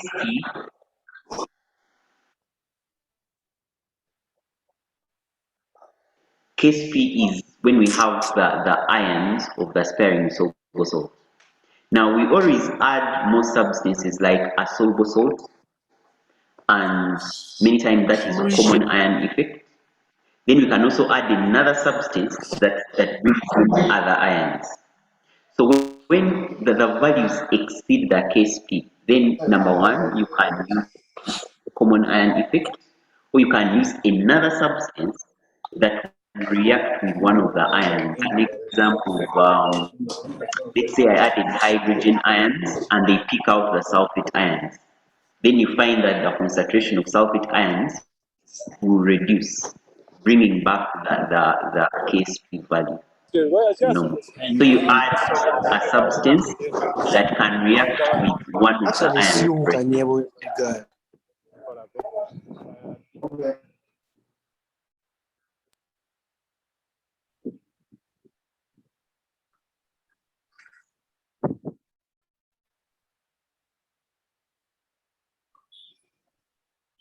So can I ask, please? Yes. Yeah, there's this question that said, and explain the effect on the solubility of silver sulfate when silver nitrate solution is added. What could be the explanation for the solubility decreasing? Silver sulfate and what? Silver nitrate solution. And Like the question is that and explain the effect on the solubility of silver sulfate when silver nitrate solution is added. yes, thank you. Now you notice that silver sulfate or silver chloride is sparingly soluble, but when you add silver nitrate, it is very soluble. Silver nitrate, we know all nitrates are soluble in water. So that means that silver ions and nitrate ions, if I can write, silver nitrate, members, if you're still here, just pay attention. Our session, our time is over, but let's try to finish this. Now, silver nitrate, this is very soluble, so it will fully ionize. It will produce silver ions, most of them. It will produce a lot of silver ions and nitrate ions. Here we put aqueous. We put aqueous here, we put aqueous here, then we put solid here. Now, that means that the equilibrium will be destabilized, or the equilibrium of silver sulfate, because it should be silver chloride. If you check your question well, it should have been silver chloride. Because you notice that now the concentration of silver ions will have increased, because we are now having a lot of silver ions coming from the soluble salt. So you need to remember that. So that is the common ion effect, meaning that this too much, the very high number of silver ions present in the solution will affect the Kp value. So for the Kp value to be restored, then more of the silver chloride will be broken down or will ionize. Sure, can I be given an opportunity to ask the last question? Yes. We are still 46 people. Okay, you can ask the last question. I see. We obtain the solubility product expression from the equation. Now, for example, if you're given like strontium fluoride as a sparingly soluble compound, how do you treat its stoichiometric coefficients in the expression?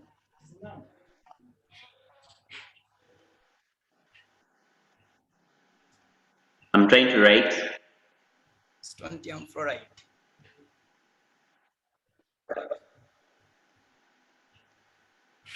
Fluoride or fluoride?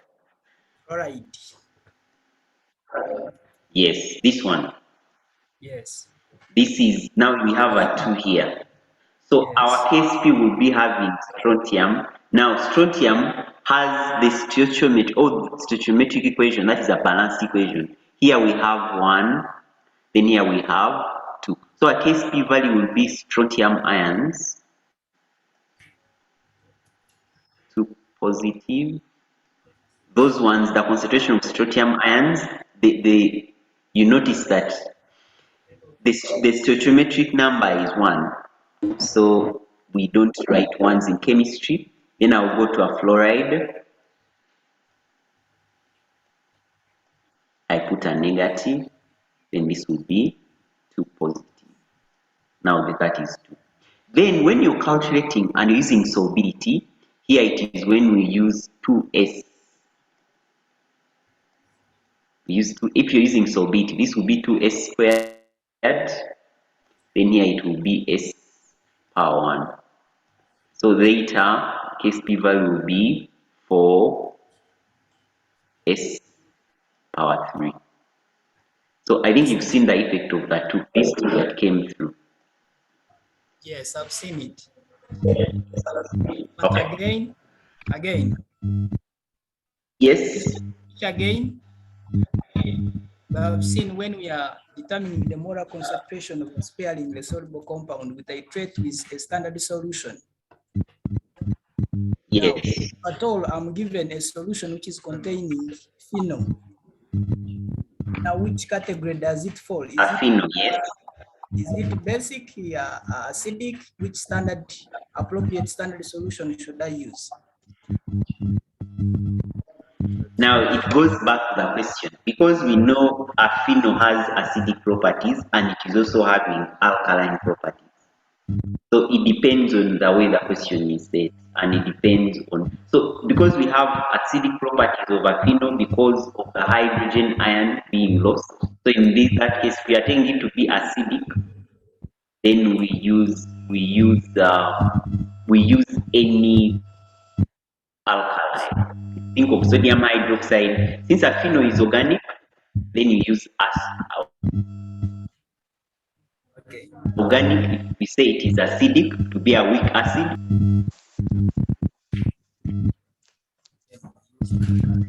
Excuse me.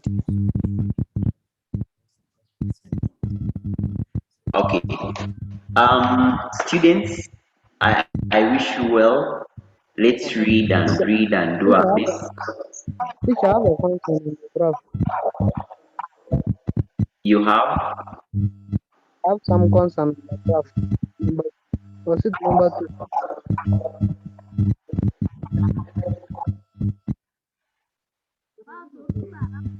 Yes. Like the way you plotted it, is it supposed to be? Are you supposed to leave like one line? I mean 1 centimeter only. Don't leave anything. Is it?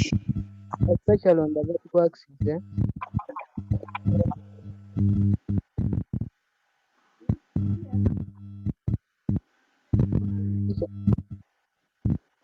Repeat your question. The vertical axis, are you supposed to leave 1 centimeter or you don't leave any centimeter? It depends on the values that you have. You can use 1 centimeter or 2 centimeters or 1.5, depending on the values that you have. Okay. Thank you. Okay. Have a lovely day, people, and good luck. I'm going to share the marking line. Thank you so much, teacher. Thank you, teacher. You're welcome. You're welcome. You teacher. You're welcome.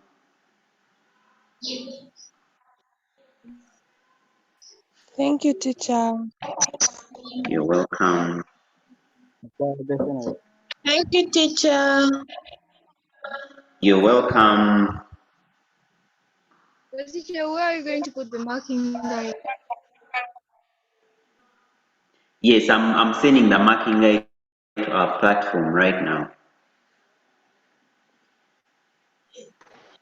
Okay, bye. Bye bye. Let's